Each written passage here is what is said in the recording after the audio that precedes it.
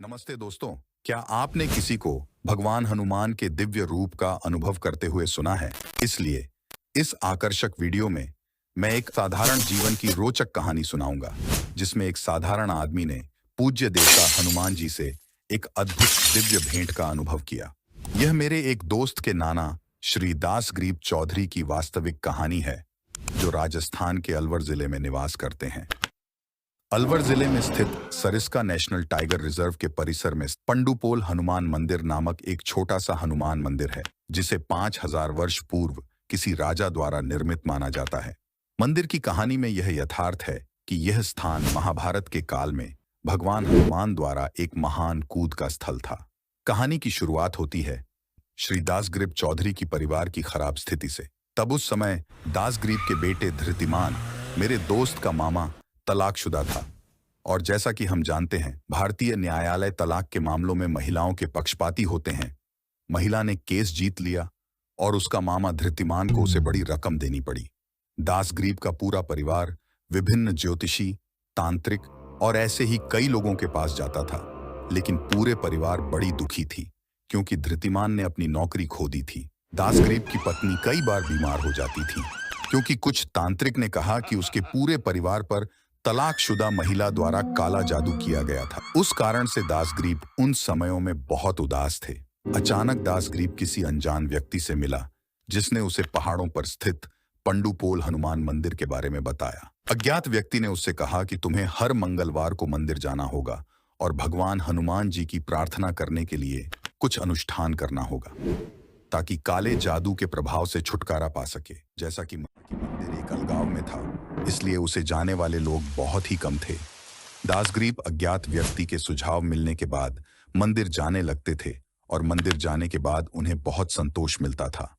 उन्होंने प्रभु हनुमान जी को हर मंगलवार को प्रसाद चढ़ता था, मंदिर में ध्यान धारण करता था और हनुमान चालीसा को पढ़ना किया करता था। मंदिर के पुजारी उन्हें बहुत अच्छे से जानते थे, क्योंकि वह कुछ महीनों के लिए मंदिर के नियमित अतिथि थे। ऐसे करते करते 3 से 4 महीने ऐसे ही बीत गए। फिर अचानक एक मंगलवार का दिन आया और बारिश का महीना था और मौसम बहुत खराब था।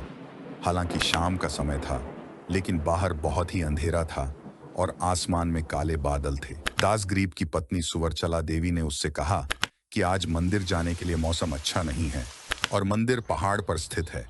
हालांकि मंदिर जाने के लिए अच्छा सड़क थी। दासग्रीब ने अपनी पत्नी से कहा कि वह मंगलवार को मंदिर जाने का वादा कभी भी तोड़ नहीं सकते हैं। तो उसने अपनी ऑल्टो कार चालू की और मंदिर में आखिर तक पहुंच गया। आखिरकार उसने अपने प्रसाद के साथ मंदिर तक पहुंच ही लिया। उसने प्रसिद्ध पुजारी को प्रसाद दिया और उससे शुभ संध्या की संध्या आरती रिवाज की।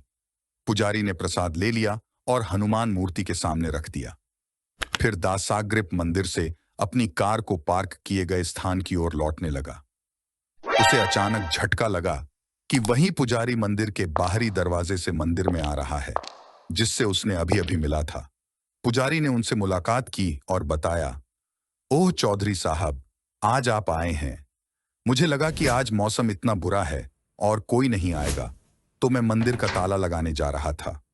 दासाग्रीब सिर्फ इतने में ही हैरान था कि उस पुजारी जिससे उसने हाल ही मिलकर प्रसाद दिया था, वह उसके सामने खड़ा है, और पुजारी को यह भी पता नहीं था कि उसका हमशक्ल मंदिर के अंदर है।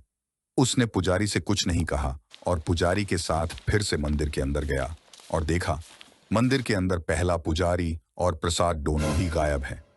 फिर घर वापस आ गया और अपनी पत्नी को पूरी घटना बताई। इस घटना से बूढ़ा दासाग्रीब यह मानता है कि भगवान हनुमान खुद ही उससे मिले हुए पुजारी के रूप में मिले और स्वयं प्रसाद लिया। इस घटना के बाद उसके पूरे परिवार के सब बहुत खुश हो गए और कभी भी उदास नहीं होते थे, और उनकी स्थिति धीरे धीरे बहुत अच्छी हो गई। दासाग्रीब का बेटा धृतिमान दिल्ली में एक बहुत अच्छी नौकरी पाई और बाद में एक प्यारी सुंदर महिला से शादी की।